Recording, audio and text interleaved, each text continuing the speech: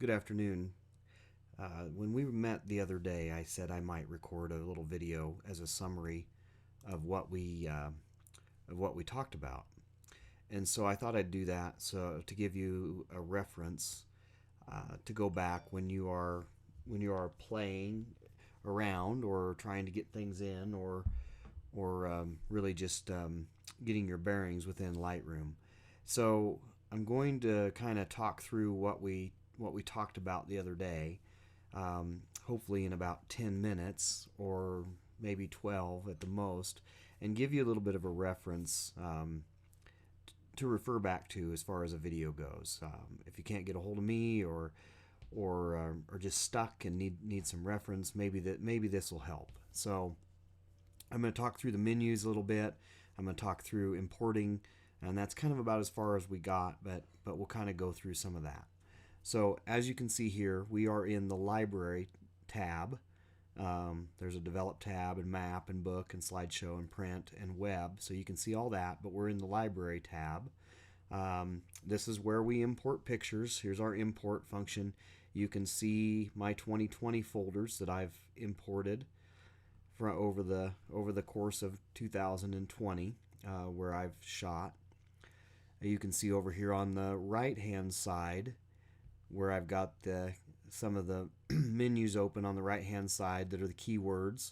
You can see some of the keyword choices, suggestions, things that I've used in the past that it thinks I might want to use again. So if this is it's not a sunset, it is getting towards evening, so I can click that and that'll put that in for me. Or you can always type keywords in here. I I was talking to someone else earlier today, and I do tell people I do this last before I export. I do this stuff last, because when I get to keywording and putting titles and captions and copyright stuff in, I know I'm going to probably publish that photo, publish it to into a JPEG, and potentially use it on Facebook or maybe print it or do something with it beyond just looking at it on my screen. So this is one of the things I do last. Again, looking down, you can put a title on your photo if you want. You can put a caption in, where it was taken, what it is, anything that means something to you. Copyright, I do highly suggest filling this in. I don't know what kind of recourse if somebody steals your photo that you have, but at least you've got a copyright notice on it. And then status is always copyrighted. So looking down through that, that's really where I go when it comes to this part of things. Another thing to note, you've got your grid view here, down here, and you've got your loop view, and then you've got a compare view. So we can put two pictures in there and then go in and compare to see if we were looking for details or just general exposure. You can kind of see that I bracketed some of these different exposures just to try to get what I wanted, so not to blow everything out in here. So again, just kind of in a general setting, and when you're sorting through things, you can start to color code. Let's go into develop briefly and look at develop module. So over here on the right, you have any presets you have loaded. There might be a few natively. I've probably put a few in that I've gotten free or found. And then here's your history. Down here's your reset button, so you can always start over, and your previous button, so you can click back previous. It's kind of like going back through your history. And then menus. So you start out with your exposure and your contrast, how bright or how dark that photo is, how much contrast you have or how little contrast, kind of how dull it looks, your highlights, your shadows, open shadows up, your whites. Obviously your whites, we've already got some things blown out. We wouldn't push that. And as a reminder, anything you do, you can double click on that slider and take it back to 0. Your blacks, I don't have the blacks chosen, so You can see up here I've turned on the whites to see if I've got anything blowing out, and I've turned on the blacks now. I must have turned it off earlier. You can see we've got a little bit of black clipping down here as well. Texture, clarity, these things we're going to get into, but I do encourage you, if you're watching this, to get in, play around, see what works for you. Import some pictures and play around. As you go, here's your curve adjustment tool. I use it some, I don't use it a lot, but you can work on specific parts of the picture. And I will do sometimes use the sliders to adjust this, but you can mess up contrast really fast on this. So we're going to be a little careful around this one for what we're doing in our class.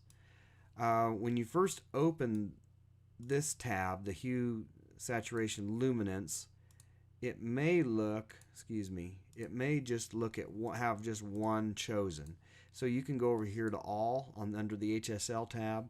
I did notice under color, it shows it a little bit differently, hue, saturation, luminance. So I really like it this way. If you like it the other way better, that's personal preference. So hue would be changing a color, changing a blue to more of an aqua or purple. So you can actually affect color tones in with that. Saturation is how much of a color you want, so you can slide over your blues and get a really blue sky and really that's really oversaturated, and you can take your saturation out and make that a gray tone. And then luminance is how light or dark that color is. So I can take the blues up and almost blow them out, almost make them white, or I can darken them and make that sky look more moody. We get into split toning, something I don't really use that much. Detail, here's your sharpening and your noise reduction, and we're going to hopefully get into that when we edit pictures next or this coming Thursday. Here's your chromatic and aberrations and your profile corrections, which you should do first. And then when we get down to vignetting is another thing we can do at the end. It's more something I do with people pictures than it is something I do with landscapes, but to each their own if it's something you like. So that's a real quick kind of way to run through the menus. Now, if we go back to library where we import pictures, I'm going to show you again just a rough import. Even though I've already imported these, I'm going to act like I'm doing it again. So we're going to go in to where we've imported pictures, and I've got already imported them into my computer. This is trying to pull them off of a drive. So I've kind of got a hierarchy for how I do things. So this was done. These pictures I was just looking at were taken 10/16. And as you can see, all of these are grayed out. And they're grayed out because I just imported them a little bit earlier. So, but if they weren't, if I'd never brought them in, these would all show up. They'd have the option of where I could check or uncheck. I can import them again, but there's no reason to do that. And so we'll cancel, but at this point you would import. If you've gone in and chosen, you could import, or if you just want to import them all to have them in the catalog. That's what I tend to do, but that's not necessarily the right thing to do. Whatever works for you, however that works. So we're going to cancel out. And then after I import, I go through and I start looking at pictures, and I look at composition, and I look at I know I like that composition better than I like that composition. And so, we need to kind of just pick something. I was shooting an f/16 to try to get these sunbursts here to see if I could do something with that. So we're going to pretend I really like this picture. I don't know yet if I do. And I put a red label on that, and you do that by pressing the 6 key. Or you can come in here and right-click the picture, or right-click the picture here, and you can set color label, and you can choose any of those colors you want. I'd use red and yellow because they're number 6 and number 7, and they're easy for me to remember.